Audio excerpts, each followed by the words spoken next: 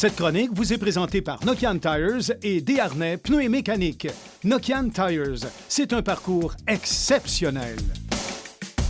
Nous sommes présentement chez Desharnais Pneus et Mécanique et je suis en compagnie de Danny Bellil. Salut Danny. Salut Daniel. Ça va bien? Très bien, merci. Alors aujourd'hui, on va parler des pneus passagers. La semaine prochaine, on va faire les véhicules utilitaires sport. Après ça, les véhicules un peu plus à tendance commerciale, donc des plus gros pneus un peu. Mais cette semaine, on va faire les pneus passagers. Est-ce que tu as des grandes nouveautés dans ce domaine-là?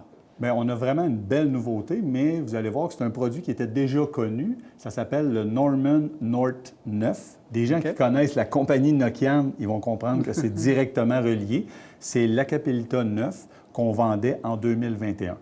Donc, produit de très haute qualité, fabriqué par Nokian, donc un produit de qualité, comme je vous disais. Par contre, il faut faire attention. Quand on passe du nom Acapelita, Nokian Acapelita, au nom Norman, il y a certaines distinctions qu'il faut prendre en compte. Premièrement, si on parle de dessin de semelle de caoutchouc, c'est la même chose. OK, on va mettre ça clair. Ce qu'on voit comme écriture sur les côtés, c'est sûr qu'on change parce qu'il a changé de nom. Sont où les distinctions? Sont sur deux choses. Les crampons utilisés. Si vous prenez ce pneu-là cramponné d'usine, si les gens connaissent le produit, ils savaient que le Acapelita 9 avait deux types de crampons. Un crampon en forme de pointe de flèche au centre et un crampon avec trois pointes au niveau de l'épaulement pour donner le maximum d'adhérence. On va retrouver ça encore une fois sur le Acapelita 10 qui a été lancé l'année passée. Mais pour revenir au Norman North 9, c'est un clou comme on avait dans le Norman 7, comme on avait dans le Norman 8, qu'on n'a pas commercialisé en Amérique du Nord, seulement en Russie.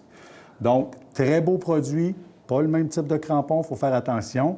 Et l'autre chose, vous comprendrez que les gens qui ont eu du Acapelita 9 en 20 pouces vont arriver et dire « Hey, je vais acheter le Norman North 9 moins cher. » Non. Quand une compagnie fait un produit intermédiaire comme ça, vous comprendrez que les grandeurs 20 pouces, les grandeurs un peu plus pour les autos luxueuses, si on peut dire, ils se les gardent pour le Acapelita 10. Donc, aucune grandeur de très grande dimension au niveau du Norman North 9. OK, mais c'est un très bon produit. Super beau produit, 15 je vous dirais, moins cher que souvent le Acapelita 10, le premier, le haut de gamme. Donc, oui, un produit à considérer.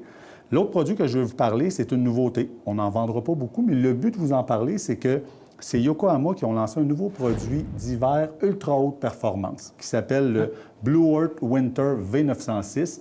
Pourquoi je vais attirer votre attention? C'est qu'il y a des tendances dans le pneu. Souvent, on va arriver pour des pneus d'été, la symétrique est très, très présente. Et en hiver, c'est le directionnel. La fameuse pointe de flèche, comme on voit ici, sont toutes en pointe de flèche. Mais les fabricants avaient décidé, pour les produits ultra haute performance, de travailler avec des produits asymétriques pour une douceur de roulement. Par contre, la traction est un peu moins forte. Et là, on voit des compagnies comme Michelin revenir avec un pneu directionnel, ultra haute performance d'hiver. On voit Yokohama avec leur nouveau lancement. Fait que c'est des tendances, le marché change, ils font des tests, mais on voit que le directionnel en hiver est ultra populaire.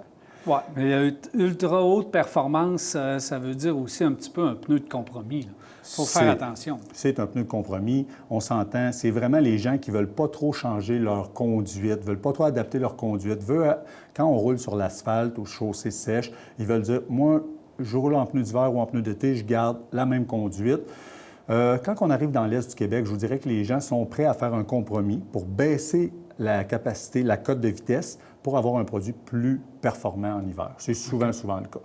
Il y a un autre pneu que tu voulais me parler? Oui, effectivement. Le Winter Common Ultra de Goodyear, un très beau produit. L'année passée, il a été lancé. On n'a pas trop discuté parce qu'il était hors de prix. Malheureusement, le positionnement, on en a parlé dans la première chronique, il y avait certaines compagnies, des fabricants qui s'étaient ajustés.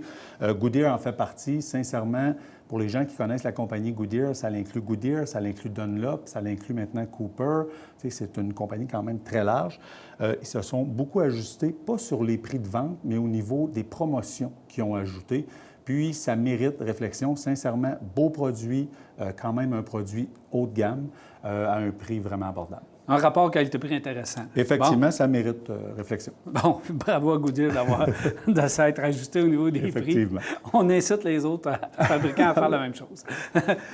Danny, il y a beaucoup de personnes qui me parlent de petites voitures, de compacts, sous-compacts, des intermédiaires. Si on y va par application, par justement catégorie de véhicules, si on commence avec les sous-compacts. Mais Daniel, si tu me permets, pour démystifier ça encore plus facilement, on va y aller 2 ou 3 applications maximum. OK. Les véhicules plus petits, de plus petite envergure, compact, sous-compact, même certaines, mettons, un Honda Civic ou ces affaires-là, des fois, on ne sait plus trop s'il est en sous-compact ou intermédiaire, ils ont tellement grossi. Mais je dirais, ces véhicules-là, en baissant, c'était par manque de poids. Souvent, les gens veulent avoir le meilleur produit sur le marché. Exemple, on va dire un R5 à Capelta R5 de Nokian ou un Michelin XI Snow. C'est des produits qui sont vraiment axés sur la glace et c'est des produits qui vont fonctionner encore mieux s'il y a un poids qui va être assez fort sur le pneu pour que les lamelles entrent en action. C'est pour ça souvent qu'on recommande à ces gens-là qui n'ont pas de parking souterrain, qui ne travaillent pas à l'hôpital, de mettre des crampons. Vous savez qu'on a certaines restrictions au niveau des crampons, mais si vous n'avez aucune restriction, puis vous avez un véhicule compact, sous-compact, le pneu à clous, le pneu à crampons demeure l'option la plus sécuritaire. OK. Si on grossit de véhicule maintenant. Exactement. Là, on peut se permettre d'arriver avec des produits, exemple, comme je disais tantôt, le Capelta R5, des produits friction. L'avantage de ça, c'est qu'on va avoir beaucoup d'adhérence au niveau de la glace, au niveau de la neige, et on va aller chercher une douceur de roulement que, malheureusement, on n'ira pas chercher avec les pneus à clous. Okay. Si c'est sécurité, le premier critère de sélection, c'est sécurité, même pour les berlines, puis je serais prêt à vous dire que même pour les gros véhicules, le pneu à crampons demeure le choix numéro 1 pour la sécurité pure et dure. Si on n'en veut pas de ces fameux crampons, on va aller chercher quand même de l'adhérence. On fait de la route, on veut éliminer le bruit qui arrive avec. Il y a des choix quand même dans toutes les catégories. Effectivement, puis on le voit là, les compagnies travaillent très, très fort à ce qui a trait à la résistance au roulement, la douceur de roulement. On va avoir la chance d'en parler dans une autre chronique. Il y a même des compagnies qui arrivent avec un nouvel étiquetage sur le pneu pour nous aider à faire des choix plus éclairés. C'est sûr que, encore une fois, un peu comme dans n'importe quoi dans la vie, si on met le prix, si on arrive avec des produits de haute gamme, on a parlé du Ultra Grip qui avait un beau produit cette année, on parle du XI Snow, on parle du Michelin, Bridgestone aussi ont des produits à glace qui sont vraiment performants.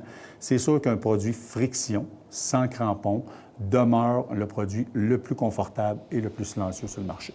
Merci beaucoup, Danny. Ça fait plaisir, Daniel.